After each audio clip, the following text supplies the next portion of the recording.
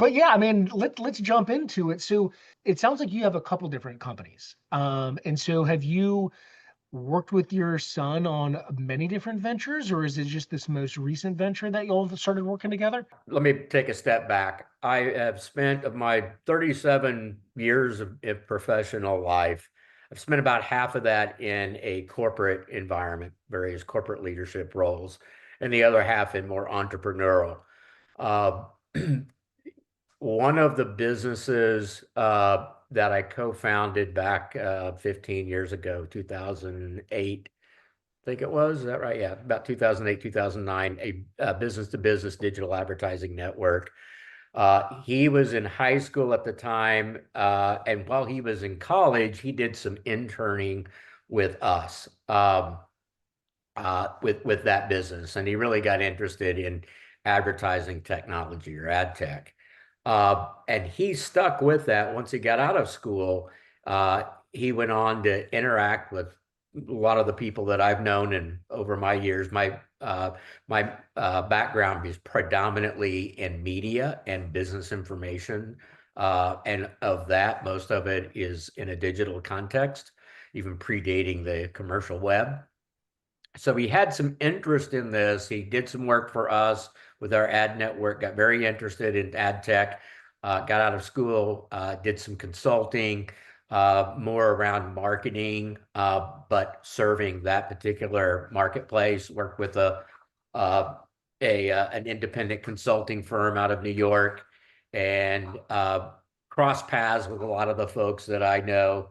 Fast forward the clock, he was off looking for his next gig. He wanted to move on from consulting and get into an operating company and get that experience. I was making some transitions in my own career, and started looking at a couple. I was advising with a few PE firms over some middle market companies. Went down the road on a couple of potential transactions, and in the process of acquiring these businesses, of course, started setting up a management schedule, and leaned on my son, given his background and skills in marketing and communications, lean on him to help with the collateral as part of our process of going through this transaction, raising money. And that we paused that deal that we were working on in 2000, but out of that came as we were looking at that business, we had a few ideas on how to take a traditional media company, transform it into a more digital centric business that went well beyond just digital media, digital advertising, actual workflow and tools. And two of those ideas we started businesses on. Not This didn't happen by design. There was no grand plan to begin with. It just sort of where life took me. One of those was what became Welcome Innovations, originally built on the vision of a SaaS company that would serve the construction industry and help the construction industry serve their consumers. So, for example, home builder community, a platform that would help them keep all of the assets that they put in a home, help keep that organized, and then at the end of the build, then have a package of all of the assets or materials that they installed in that home, as opposed to the old printed binder that most home builders still use. Um, we spent time on that business. He jumped in, stepped in as to lead product and design and marketing. Um, then the second concept that came out of my time in pursuing a transaction was the idea of a better way to produce content for media companies. Media companies for 30 years have been going through a major disruption. There certainly are winners and losers, and there are a lot of hanger-oners. And as I looked at some of these businesses through the lens of private equity, I saw this trend that there's a rising demand in content at the same time that these businesses have a lot of budget pressure, particularly on content production. So Edosource was born out of that to help fill that gap with an AI-powered solution that is used as a resource for the content creators and journalists within media companies.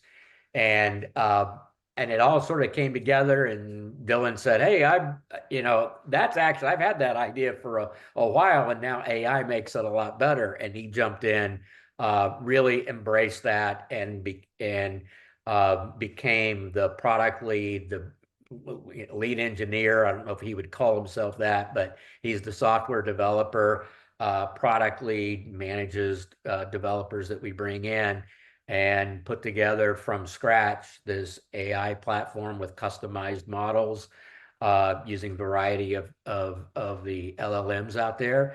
And it's a Gen AI tool that is specifically for newsrooms. And launched that last year, and off we go. Back to sort of the family ties. I guess we kind of stumbled into this. It certainly wasn't my grand vision back when he interned with us.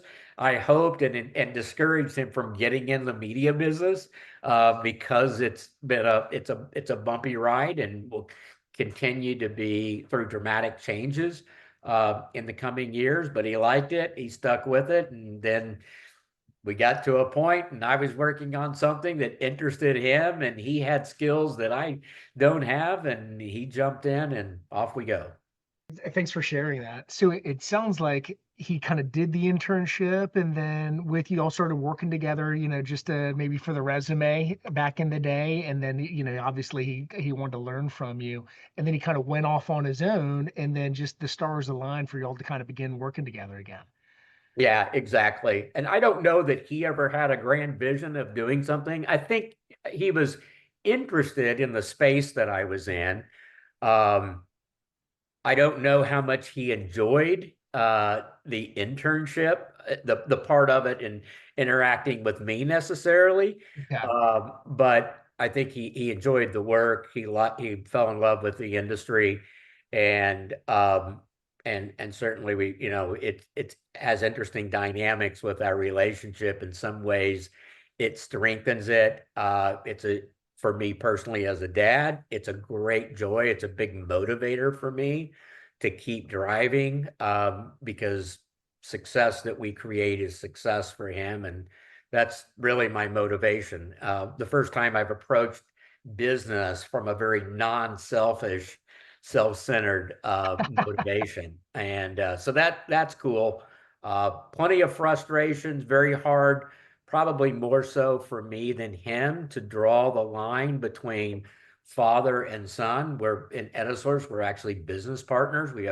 There are three of us. I think our business partner at times probably wonders what the hell he got into to have a father and son that are, butting heads maybe a lot more candidly than they otherwise would. But yeah, it's a fun experience, and I don't think it has the potential to be really successful for all of us involved.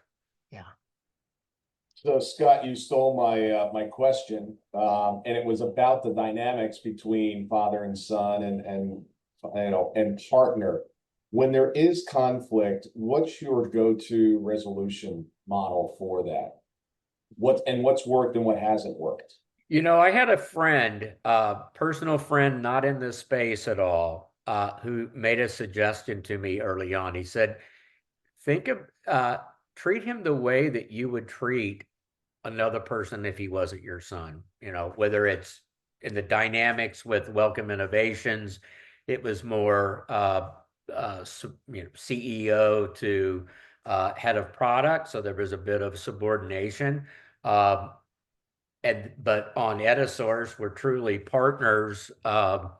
And he is head of product, and for all practical purposes, he is the brains of the business, the operations, and the strategy moving forward, product strategy. So when my friend told me that, I tried to apply it, and it is I don't see that he responds as well as maybe what someone else would in that dynamic.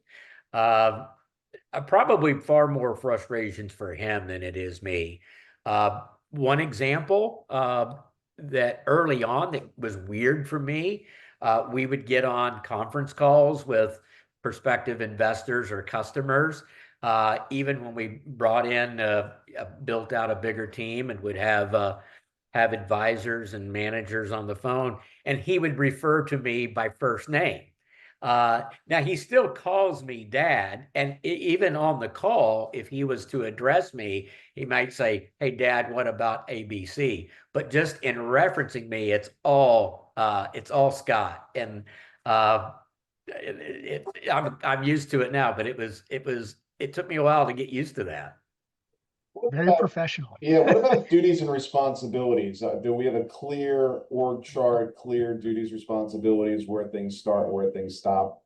We do, and probably I think a temporary challenge for both of us is in the startup world, people are wearing a lot of different hats.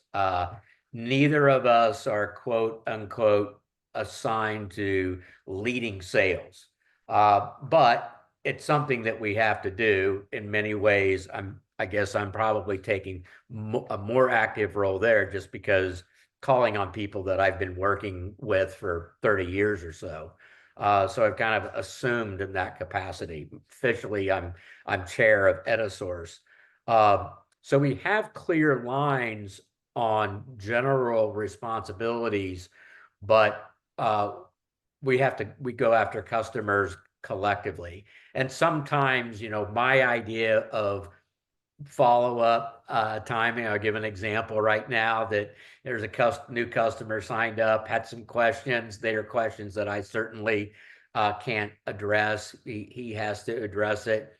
And my timeline of what's an appropriate uh, time to respond is maybe a little different than his.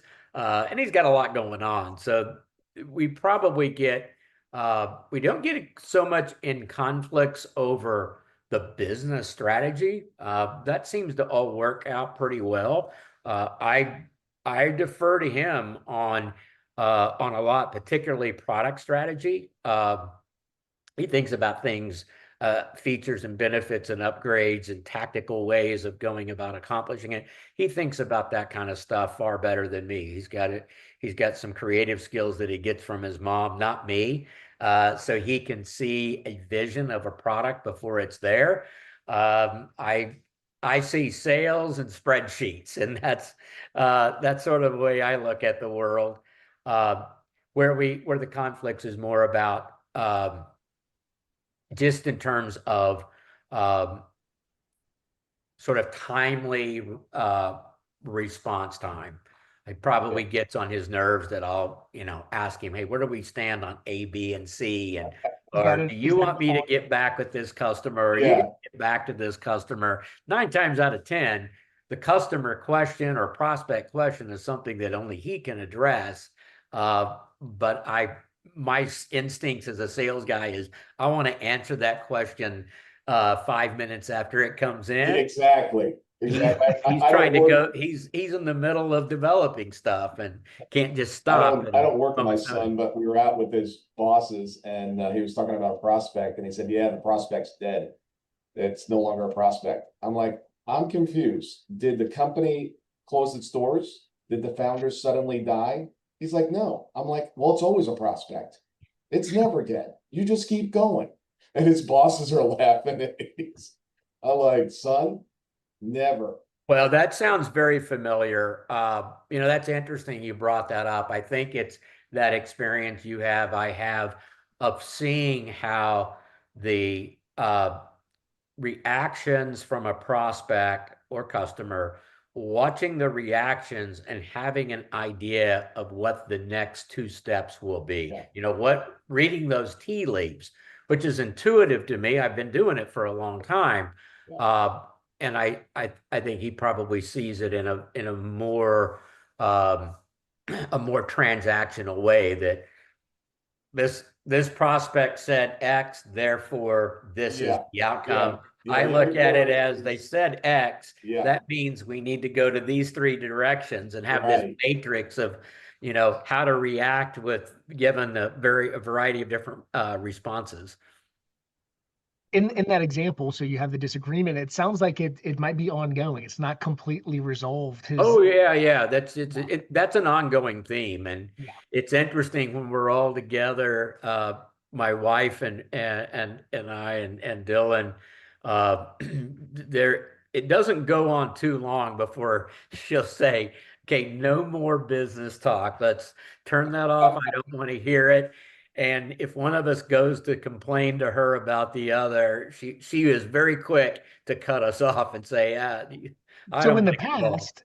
in the past, if Dylan wasn't your son, how would you have reacted to that scenario where you're getting this pushback from sales follow-up time? Has your process changed because it's a family member? Um,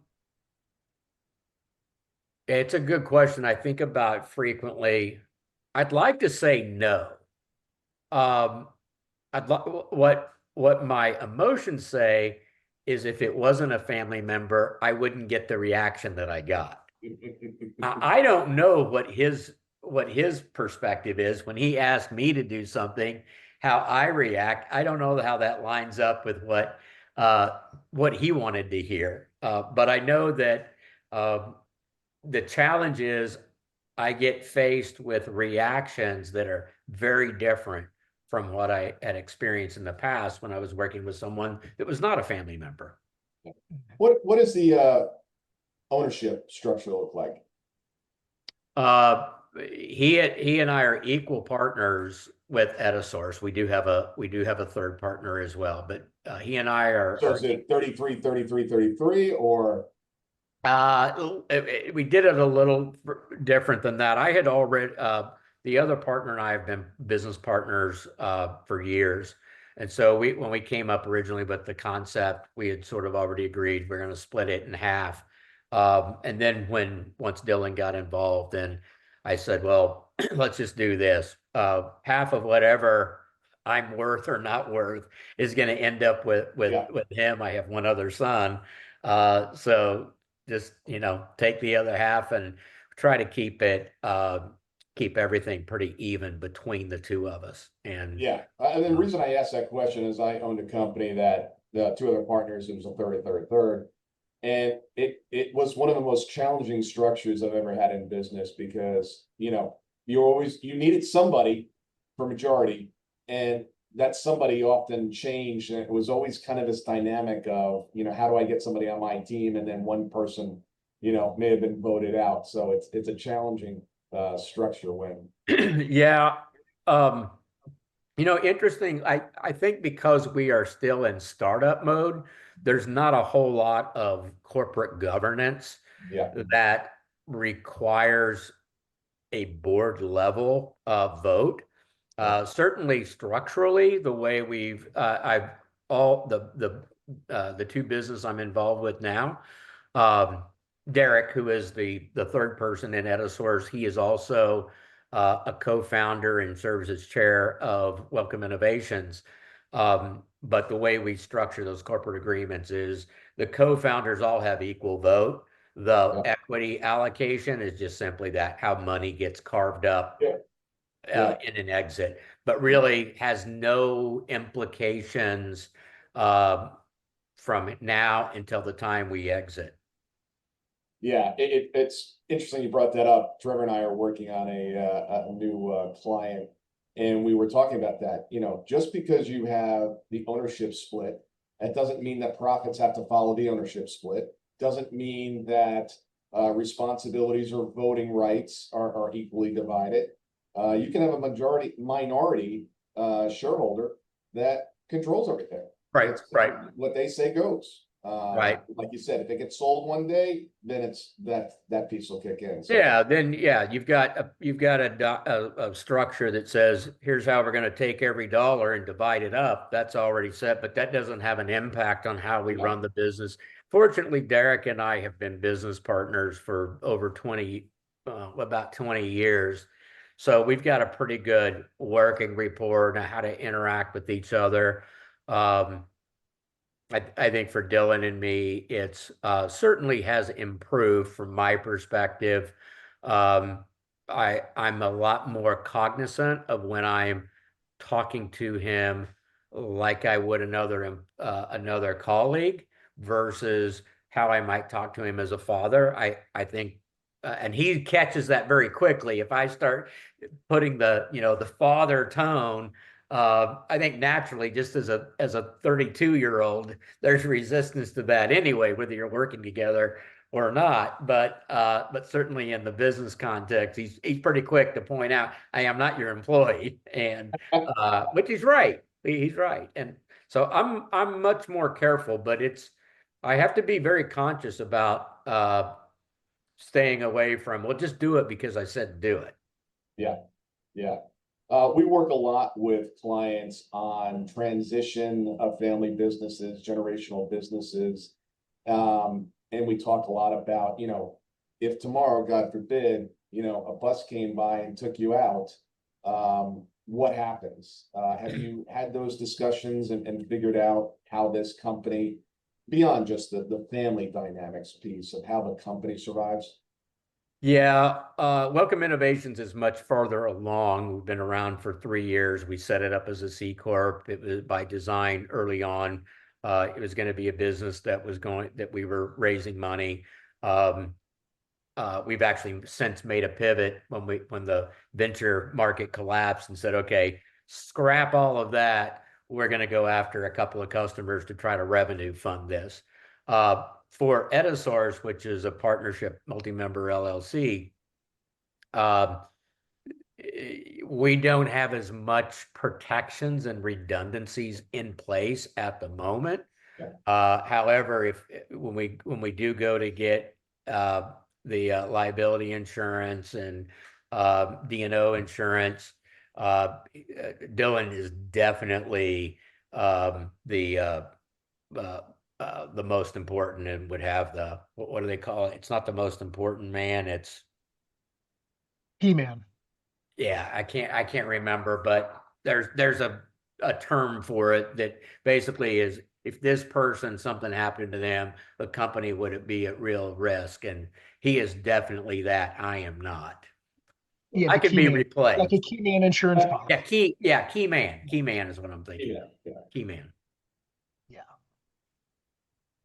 So it sounds like, I mean, y'all have taken some risks together. This venture at a source is a risk that y'all are taking together, right?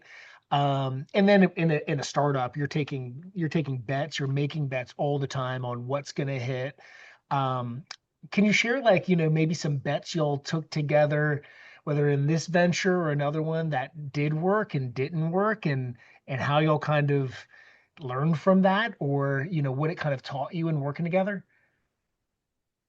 Well, we're still new at this. I mean, Welcome Innovations got started really in 2023.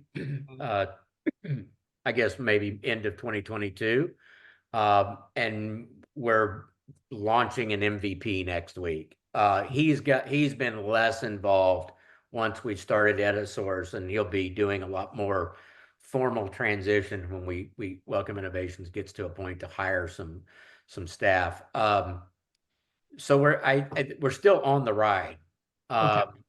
and can't really point to anything in particular. I can look at tactical successes that we had going back to when he was an intern that gave him responsibilities for managing our press releases and announcements and even creating the copy around that. So seeing that get done was cool as a dad, and obviously appreciated as a manager. But now, yeah, I'm amazed daily. I probably emotionally get very defensive when someone from the outside criticizes something about our product or questions it. Um, I'm actually quick to defend, maybe more than I should be. Um, but yeah, I don't. I don't know that we can point to any big thing. It's more the tactical wins that we go into a sales call with a new customer. The customer says, I love that. This works great. Or the customer says, I wish I could do A, B, and C. I really turn on I kind of become the student and I listen to what he says and what he suggests and the rationale for why do it this way versus that way. I don't feel like I have a lot of additional comments to offer. So I try to listen and learn. And maybe just that is a good recipe, willing to learn, willingness to say, it doesn't matter whether it's my son or someone else. There's someone here who really understands this and has a much better handle on the tactical applications and the technologies that can support certain product objectives. And I don't want to be the smartest guy in the room. And that may be more come from my background as a manager, just my management style. I always would joke if I was leading a business or a division, I would joke with my key management team and say, I do not want to be the smartest guy in the room. In fact, I want to be the least smartest in the room. And I've always, as a manager, I've always invited debate. I would also tell folks that if you're not disagreeing with me at least a couple of times a month, then you're not doing your job. Right. Yeah, we're kind of coasting. We're not pushing the limits hard enough if we're not disagreeing. Hey, You touched Scott, on something. You go touched ahead. on something there about like pride when you're working together with your son. If there was so many kind of negative feedback from the outside on a product, then the pride that you take in the business that you're doing and the work that your son's producing and the work that y'all are producing together, like the stats show that rings and helps support the stats of like family businesses end up being 10 to 15% more profitable and longer lasting than non-family businesses. And I I didn't think know that's a that. key, and I think that's a key point because of the pride and how much you care about the brand that is your family. It's interesting that that kind of rings true, that you kind of step up a little bit, maybe more, because of the family venture that you're in. Yeah, I'll point to an example with Welcome Innovations.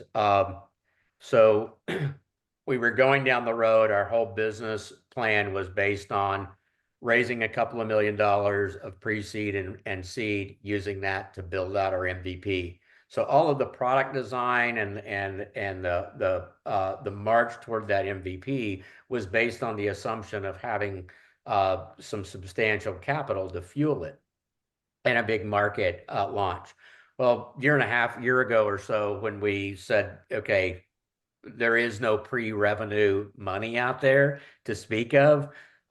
So we got to take a pause. We got to make a pivot toward let's find a few customers where we can take one or two features within our product roadmap, get those executed and generate revenue and use that revenue to help fuel a bit more. And then once we get some a few months of steady revenue under our belt, then we can go back to the venture community and raise some money. But in that process, that also means that a lot of what we built, the prototypes, even the beta solution that I thought was really cool, had that same sense of pride. My son was the architect and oversaw all of that. Anything that a user would see, it came from him, or at least his vision.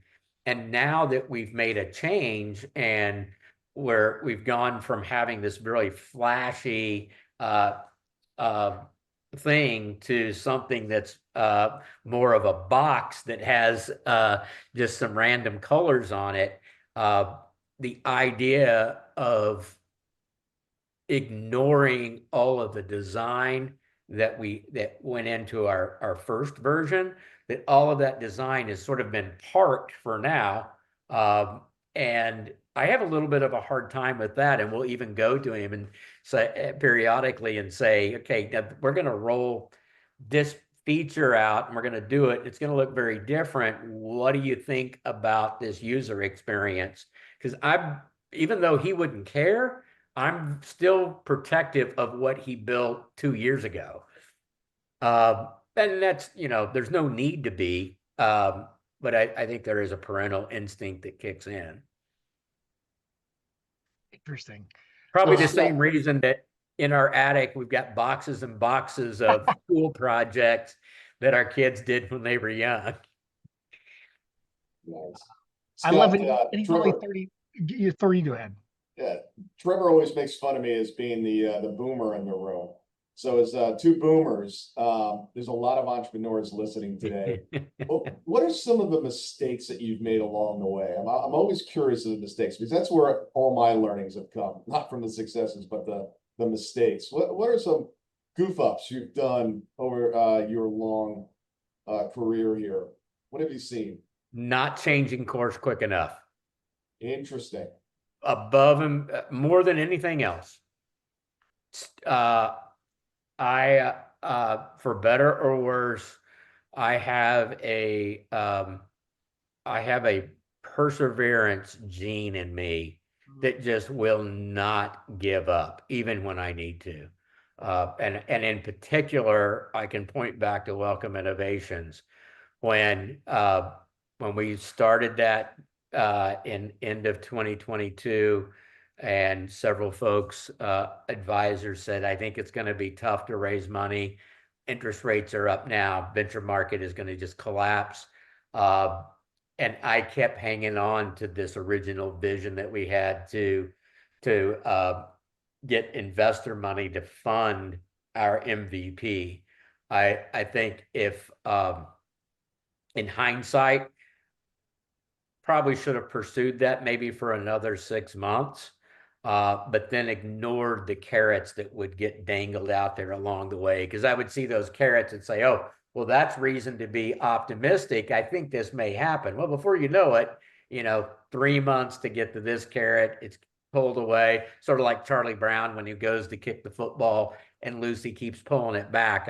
I've definitely have been that victim, and it's all self-imposed. I think even my board would have preferred that we shifted gears a year before we did and said, let's just try to go get a customer. And I was stuck on this is the path, and we're going to do it, and we're going to get there. So you've obviously been rewarded in the past of being diligent, non-wavering, just push through and stay the course and not pivot. We all have. And the advice is, you've noticed this is a weak spot that sometimes I need to pivot quicker. What's the test for that? Have you figured out when it's time to pivot and when you just keep going?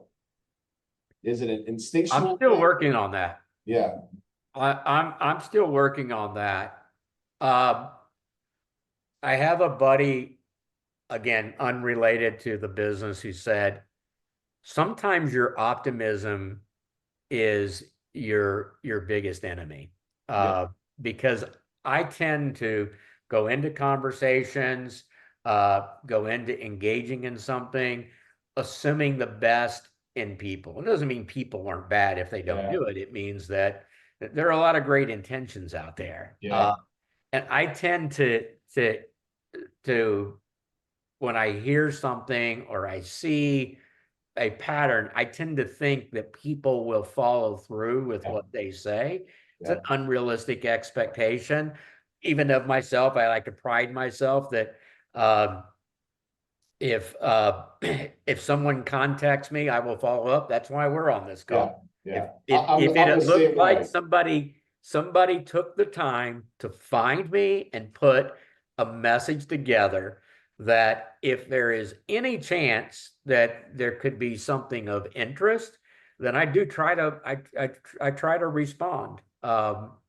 And that also, um, and so I have that same expectation of other people, of giving the benefit of the doubt, that you tell me that you like what we're doing and you want to move forward with investing or buying, and you want to do it in this timeline, then I take that at face value until I start seeing signs that indicate that's not how it's going to play out. But usually by the time the other signs are there, you've already burned some. Yeah, I'm the same way. I always look for the good in people. Even when I was 10, I gave away my parents' bikes to two strangers because they said they were going to bring them back. The date, I don't think they've ever been returned. Yeah, they haven't seen that bike. But to that point, what I've found, and this is interesting, as you were saying this, sometimes I'm my worst enemy because I can't see it because I'm too close to it, and I am optimistic about things. So what I have found is I have people in my life that will tell me the truth or tell me what they see that I don't necessarily see at that moment. So I think for me, those pivots come when three or more of my close advisors tell me, Thor, it's time to pivot. So I Yeah, don't use others, but people that I respect, and I get multiple opinions. yeah. I try to do that. I don't do it as well as I should. Uh, there's certainly in a business context, there are people that I look to, either involved with what I'm working on or not involved, that I look to that have some that I admire what they've done in business and the decisions that they've made. Uh, but I think a lot of times, if I'm really stuck on something and I believe that I can overcome the odds, uh, I may not seek out those people that might give me something other than what I want to hear. You don't want to hear Yeah, yeah, Wall. you don't want to hear Um, the doubt. right. yeah, But you're absolutely right. Getting those fresh perspectives, and that's an area I need to improve. yeah, Is yeah. seeking those alternative views. Yeah, and make sure you don't ask a W-2 employee what you should do as a No, business no. because they don't have any clue what it's Yeah, like. W-2 employee, not criticizing No, no, no, my not at all. Not at livelihood, all. my livelihood and raising my family is largely was dependent as a Yeah, W-2 employee. But uh, my other partner and I joke that W-2 employees, whether it's a receptionist or the CEO, if they are a hired gun, they care about three things. Don't add more work to my plate. yeah, Don't screw around with anything that's going to affect my bonus, and damn sure don't do anything that would put my job at risk. yeah, They don't want to get fired, they don't want to lose their bonus, and they yeah, don't want to have to do more work. yeah. Well Until said. you have difficulty making payroll on Friday with no money in the bank, you don't know what it's like. Boy, that's true. A bit of a pet peeve that gets under my skin is when I hear uh, an executive who's been a longtime career corporate person, which I totally Yeah, respect, but get up on stage and talk about being entrepreneurial and the way we have done this. And I want to say, I told one of them one time when he got off, I said, now remind me, have you ever had to make a decision about paying your mortgage or paying for a business expense or payroll? Until you've had to make those decisions, that's what entrepreneurial is. Getting paid yeah, a healthy six-figure salary to go build something that is not entrepreneur. I mean, there's an entrepreneurial spirit. That is not being an entrepreneur. yeah, yeah. We're missing some genes somewhere. Well, it's one thing that you were kind of mentioning of trying to find outside advisors and outside partners to give you honest feedback. It's extremely hard. It's easy for us to live in kind of an echo chamber of thoughts of, doubt. Should I cut bait here? Should I Yep. move in a different direction and live in this island? But finding like trusted vendors, trusted partners that you've known for a long time to give you honest feedback is quite hard, right? That aren't just paid consultants that just want to stick around, Yeah. just to kind of make more money. Can you tell me about that? Like how you've tried to seek out other partners to give you honest feedback? I mean, there's groups like EO, Entrepreneurs Organization, or YPO, all kinds of groups like that.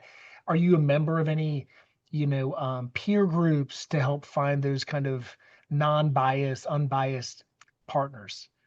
Well, I'm no longer eligible for a YPO. Yeah. Uh, I'm with you on that one. Yes, we got aged out. They have the gold membership now. yeah, I don't think that has an maybe age. I should look at that. The seniors of the gold membership. Um, I haven't done that as well as I should. Uh, what I have done well in that context is with both businesses, uh, the first the first real tactical thing I did was put together an advisory board.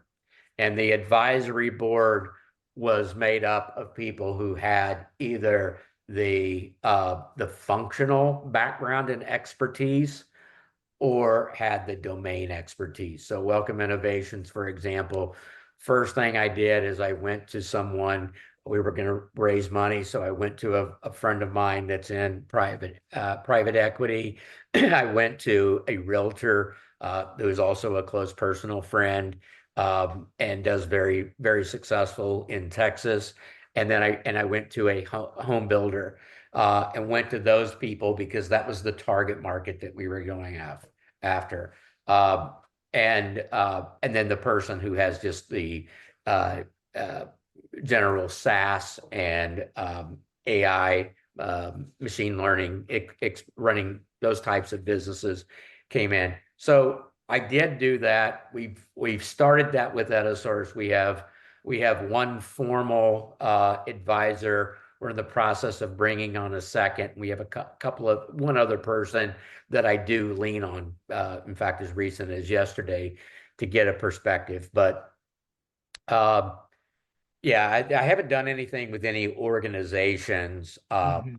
largely in part because uh, most of that has a cost, and 100% of every Yeah. dime in both businesses has gone on to keeping the lights on, or making them more powerful, buying uh, a more efficient bulb. Is that obviously your son's been involved in both these ventures, so is that a discussion that you consciously have with him about the importance of bringing on the advisory board? Is that something y'all Oh are yeah, discussing? yeah, Yeah. yeah, yeah, yeah, yeah, yeah.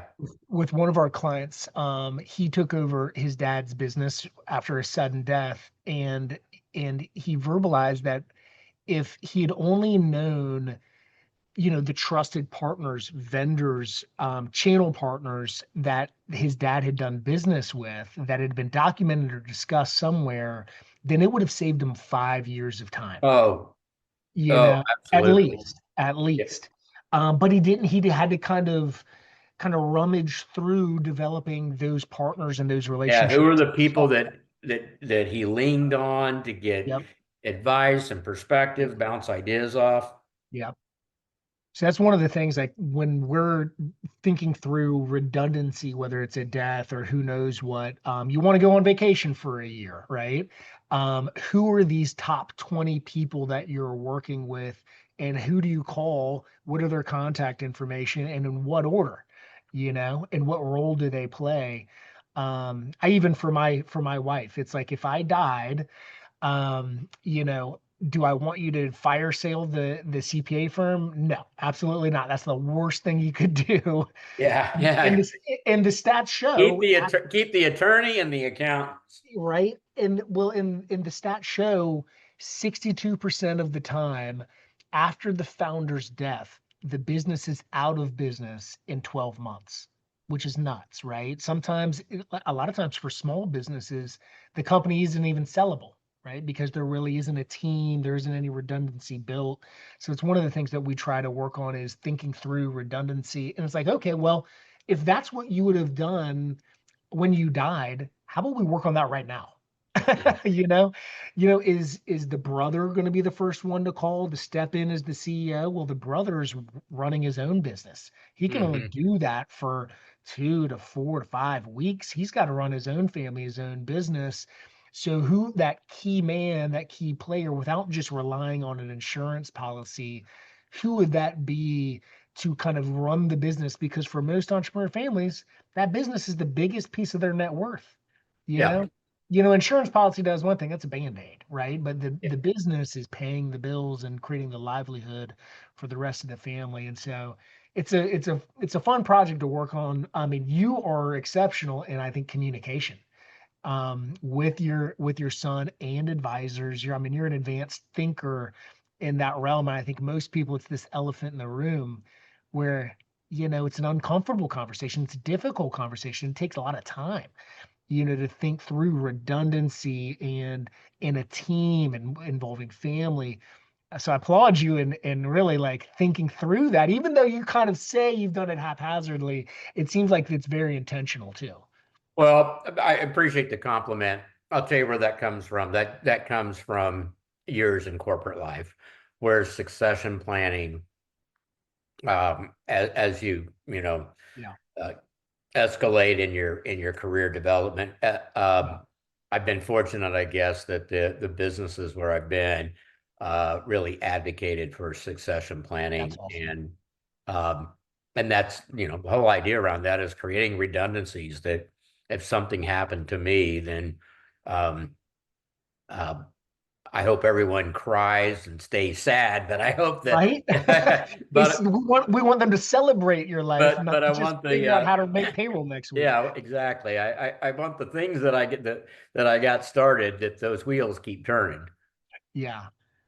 That's beautiful. And a lot of entrepreneurs, I mean, let's face it, it's easier to start a company now versus 20 years ago.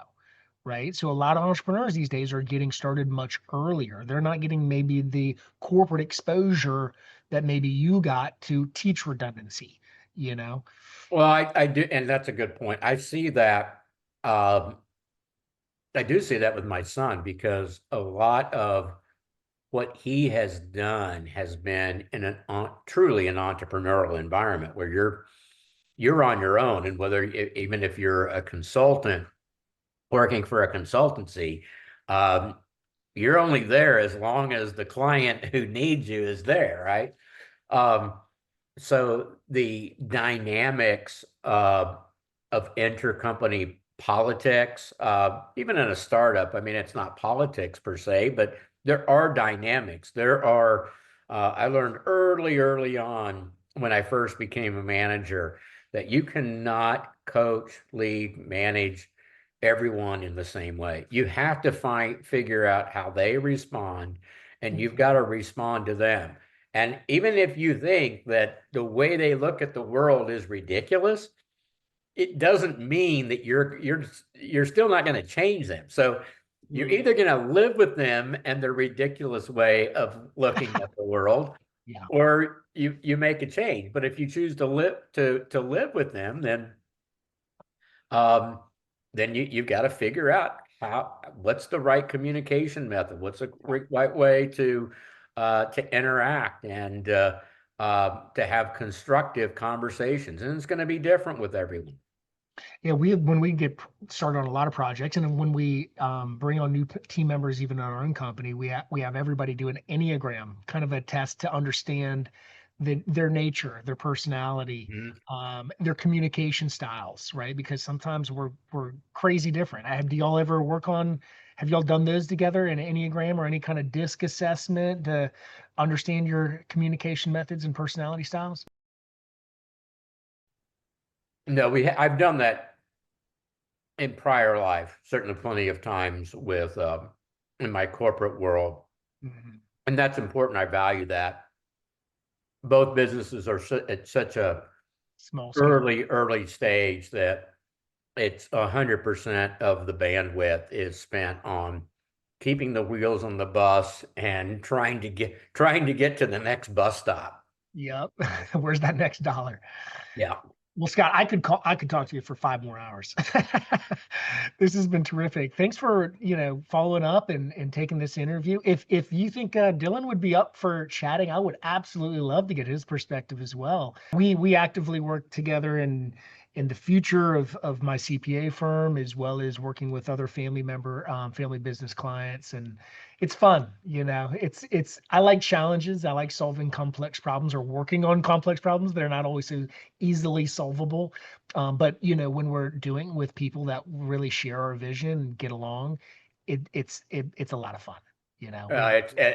To me, it almost sounds cliche, but culture is so important. I would rather have someone who may lack in skills, but have the get along uh, gene. that, when we were young, maybe I'm dating myself, but for kindergarten, first, second, third grade, there was always a section that was satisfactory or unsatisfactory. And one of the questions that I remember was, plays well with others. And I have long thought that anyone that I would hire or work with, I want to check that box that they play well with others. And we've all obviously run across a lot of people that Yeah. I don't think that box was ever checked for them. And sometimes you're well too far into it when you realize it. But I struggle a lot with people that don't play well with others. Mhm. I'll take cooperative attitude and um, cooperative and collaborative approach. I'll take that over intellect capacity anytime. Well, that's maybe a good one to close on, the get along gene. You've got a bunch of good takeaways. Well, I that's love what it. happens when you've been wandering around for 62 years trying to figure out what Wandering the hell around. you're going to do when you grow up. I love it, Scott. Well, this has been fantastic. Yeah, I'd love to talk with your son, and again, it's fantastic chatting with you. This is phenomenal. Cool. Well, But yeah, man. good to talk with you.